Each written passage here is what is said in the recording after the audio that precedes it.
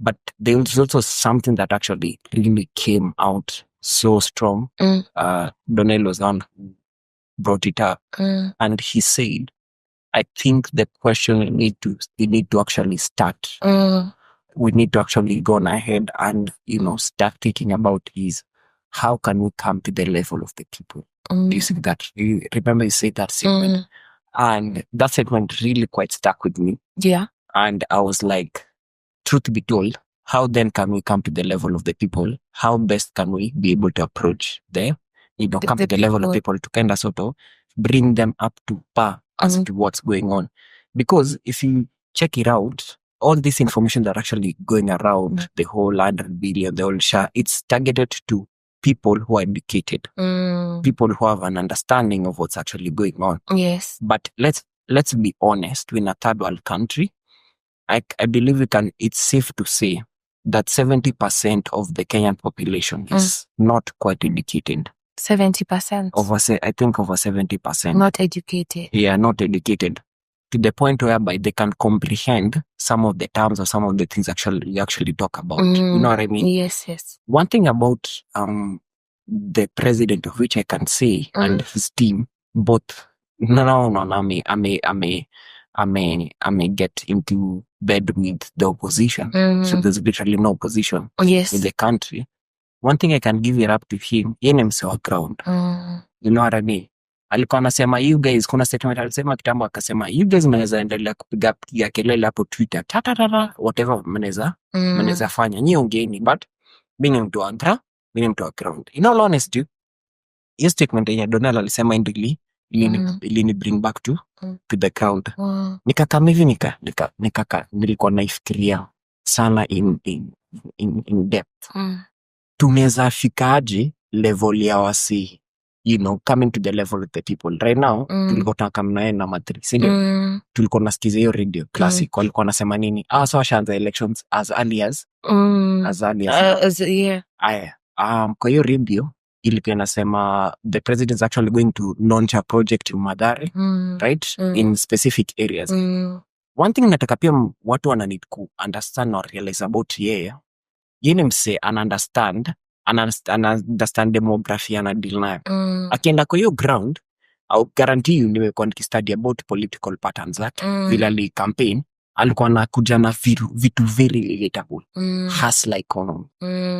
Alikuwa na come to the level of the people. Hakuwa anashinda hapa hivi, hakuwa na PhD, yes, but alikuwa na come kwa level ya wase. Unaweza kuwa na knowledge, unajua nini, but kama huwezi come to the level of the people, kuna vile kutakuwa na disconnect, unajua.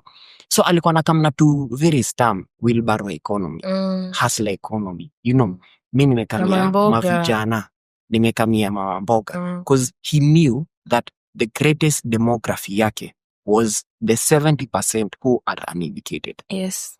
And also, in a nutshell, I wouldn't be surprised, that's the reason as to even the whole education being expensive is also a strategy. You know what I mean?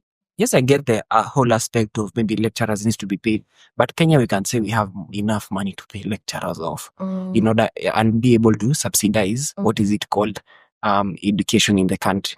Because hawezi sema Kenya tuna do na mtu anaweza enda kudonate 100 million kwa church. Unajua 100 million ilikuwa 20. Kulikuwa na ingine 100.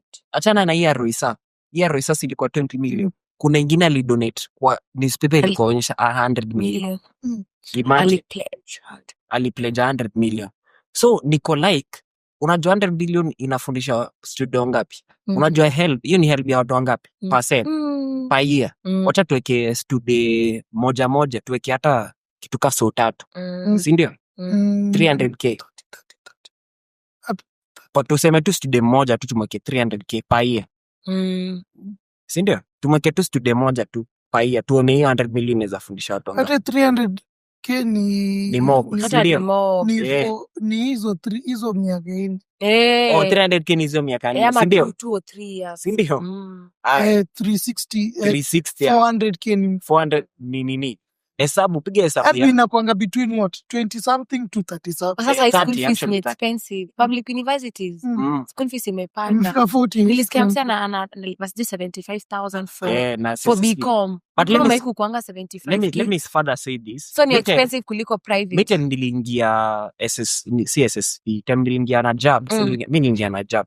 Unajua job tulikuwa nalipa donga 16k per sem. Yeah. Could never be right now. You know, and it was the former government were able to sustain it, to sustain that subsidized education. You know what I mean? So me, I always feel like pia, you know, in as much as taxation, it was never called, the tree in the Garden of Eden was never called, you know, tree of good or evil for nothing. It's a good that brings the evil. It was never the evil that brings the good. You know what I mean? It will always be the good. Taxation are good. But you can weaponize taxation to bring that rich. Same with education. Because I felt like strategy, Kenyan politicians is to always constantly ensure that there is poverty in order to control the people. And how best can you do that? Also, limit education. Limit, that's not the point. The point is, how can we be able to get to the ground? Could be civic education. Sasa, when she mentioned it, she was heading, sir. For sure. For what? The civic education. You remember I mentioned something about civic education? Yes, civic education, yes. So, now my question was, I went on ahead and I was researching about it. I was like, how practical can we be? Let's do practical. I saw some young guys, that's what I was looking for on my phone. Seen from Mombasa. They have a party called something young people, something. I saw, I don't know, I saw it. I think, I don't know even if I'm not sure if I saved it. But that young man was actually talking about the realities that are happening on ground right now. I can't remember why I saw it, but I tried to follow up. I saw they have an organization, and I think they're facilitated to go on the street and to talk to the masses. Manze. And many people now boda ndo huyu watu akawapo katikati. Like what Casimwell started doing. Kitambo na kuna alifanya kitu kama hiyo. Sasa anasikiza tu. You know, I think that we talked about it, I think the last time you're here, and that needs to come back where Kenyans sit down, and they start talking. Barazas is the way. Yeah, more like community engagement. Just engaging the community. Barazas, so that the community can be able to be educated by the ones who know these things concerning the state of the country. They're told this is what they talked about in parliament. This is it. What do you think about this? Because we are so ignorant about the power we have as the people. Even towards how we can stop some things. Because the government at this point, we can see they're just trying to maintain an economy. They're working towards maintaining an economy, not necessarily improving the economy. Just maintaining. I think that's the, if you ask me, that's what I'm feeling they're doing. Just maintaining, and they're feeling, we are good. Why? Because we are maintaining the economy. You know? You remember Ichungwa's interview? The one that she is it BBC or something? With Al Jazeera. Al Jazeera, You could hear the way he's saying proudly of what they're doing, but you can just tell this is the bare minimum. Manzi. This is what we should be given. There's nothing extraordinary. It's like saying, I told him thank you when he came. You see, I'm a good person. No, it's courtesy to say thank you. You know. Out of 200 manifestos, I don't know. Promises 14 on.